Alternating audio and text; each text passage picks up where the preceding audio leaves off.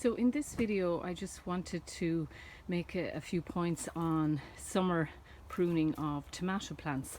So we know that you have to continue to side shoot throughout the season. So when you look here, you can see a bunch of tomatoes, and then you can see just the side shoot coming in again here, so you'd always pull those out.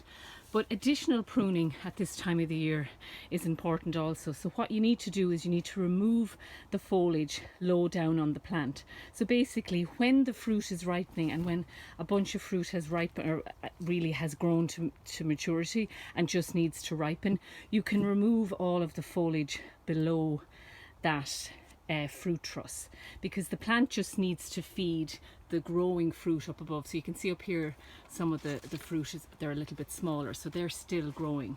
So what I can do here is, now you can see down here I have removed the foliage, and today I'm just going to I will remove this branch, this branch, this branch and this branch underneath this, and that will improve ventilation, and it also just cuts back on the amount of foliage that the plant is trying to feed. So if you come up to the top of the plant here, we'll leave the foliage here, but I will just side shoot any of the ones that are growing.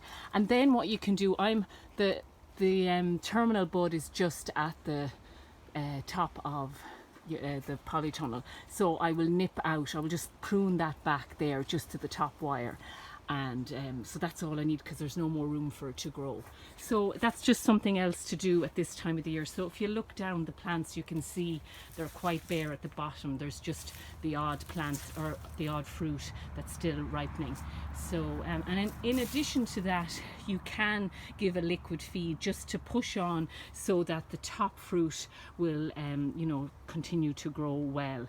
Another thing to think about at this time of the year is when you're harvesting the tomatoes, and also how much water you're giving them. So it's kind of a balance between enough water for the plant to feed the developing fruit and to give them enough water, but also not watering too much where the ones that are ripening will split because they receive too much water. So the way I usually do it is, if I was harvesting every 2 to 3 days, I wait until after I harvest all the ripe fruit, and then I'll give it a soak, and then I'll leave it again until the next lot are ripe, and then I'll give it another water. So depending on the weather and that, just to be mindful that if your fruit is splitting, that means it's getting too much water, and it can happen in particular with the cherry tomatoes. So I always harvest all the ones that are ripe, then give it a water and leave it so you're definitely cutting back on the water.